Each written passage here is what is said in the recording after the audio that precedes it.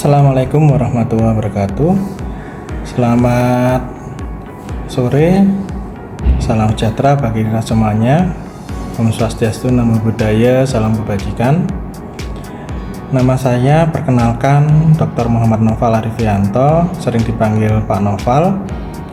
Pada hari ini, tepatnya pada hari Kamis, yang pada tanggal 13 Maret 2025, saya akan menjelaskan tentang beberapa hal yang menarik terkait dengan konsep hukum bisnis. Apalagi hukum bisnis itu pada era digitalisasi saat ini sering direalisasikan oleh para kaum milenial atau remaja. Tentu ini akan menjadi suatu hal yang menarik ketika kita berbicara masalah hukum bisnis.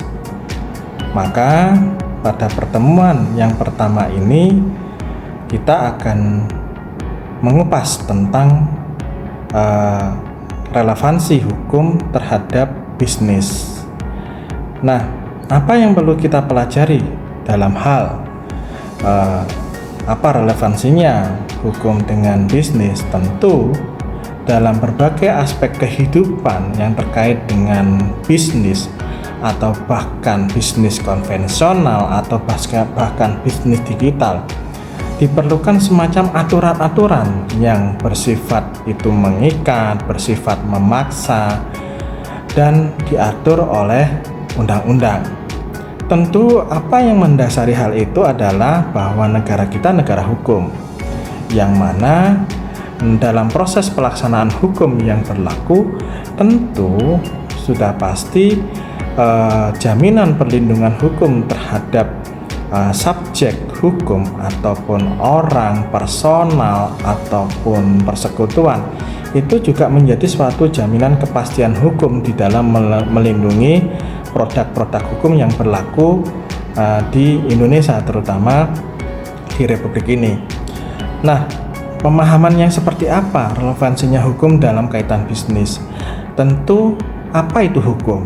Hukum itu adalah seperangkat aturan yang bersifat tertulis dan bersifat tidak tertulis, yang mana mengatur masyarakat yang bertujuan untuk menjaga ketertiban, menjaga kepastian, menjaga keadilan, dan menjaga kemanfaatan serta kebahagiaan. Nah, ini menjadi salah satu fokus di dalam ruang lingkup hukum bisnis. Tentu ya, apa saja yang perlu dipelajari di dalam bisnis itu, karena berbagai bidang ya di dalam bisnis itu adalah di bidang ekstraktif atau pertambangan, di bidang pertanian, di bidang perkebunan, di bidang industri atau manufaktur dan sebagainya. Itu juga mengatur tentang permasalahan-permasalahan bisnis yang diatur dalam relevansinya berkaitan dengan hukum. Nah, apa peranan bisnis ini di dalam ruang lingkup hukum? Maka kalau kita melihat secara lebih dalam lagi, maka tujuan bisnis ini adalah untuk mencapai keuntungan. Tetapi ya di dalam prakteknya tentu saja ada resiko-resiko bisnis yang sangat global, yang sangat komprehensif apabila kita mengkaji dari sudut pandang proses bisnis itu sendiri. Karena di dalam proses bisnis itu sendiri juga diatur masalah kontrak perjanjian bisnis, dalam hal bagaimana bisnis itu ada keuntungan, ada kerugiannya, bagaimana proses bisnis itu berjalan, ada hak dan kewajiban di dalam kontrak bisnis. Itu semuanya yang akan kita pelajari di dalam konsep hukum bisnis, yang mana hakikatnya di dalam hukum bisnis adalah ya seperangkat aturan yang mengatur hukum tertulis maupun tidak tertulis ya, yang terkait dengan barang, jasa ataupun fasilitas yang lain yang dapat diperdagangkan ya, yang dapat diperjualbelikan, yang tujuannya adalah untuk memperoleh keuntungan. di dalam suatu pembelian, penjualan, dan sebagainya.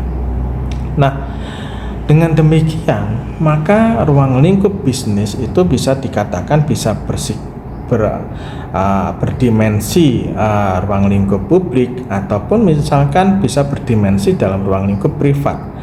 Kapan dikatakan dalam ruang lingkup publik? Maka bisnis itu juga ya ada kaitannya dengan hubungan-hubungan kerjasama antar pemerintah secara publik dalam proses pelayanan publik, kebijakan publik.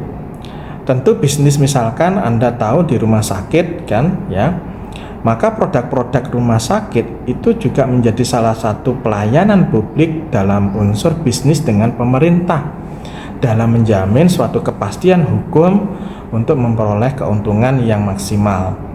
Tentu di dalam proses hukum privat juga akan sering terjadi ya, karena dalam hukum privat juga kontrak bisnis itu antar personal dengan personal, perorangan dengan perorangan, bahkan perorangan dengan persekutuan, bahkan persekutuan dengan persekutuan.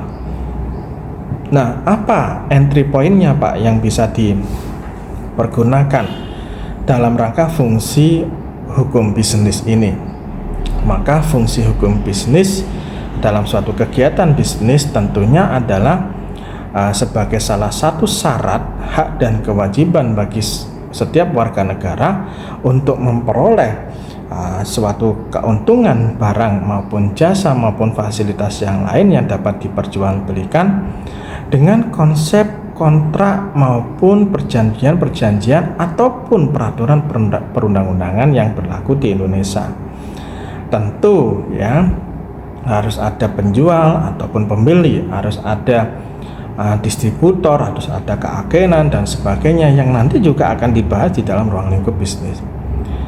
Nah, sebagai closing statement bahwa perlunya bisnis itu, apalagi di era digitalisasi saat ini, maka tentu ada peraturan-peraturan yang mengikat yang nanti menjembatani bahwa adanya suatu norma yang mengatur dalam suatu kegiatan atau aktivitas bisnis, baik itu berupa barang maupun jasa maupun fasilitas yang lain yang dapat diperdagangkan atau diperjualbelikan, yang mana nantinya menjamin suatu kepastian hukum, melindungi hak-hak asasi bagi konsumen dan hak-hak asasi bagi para pembisnis atau pelaku bisnis, menjadi suatu pusat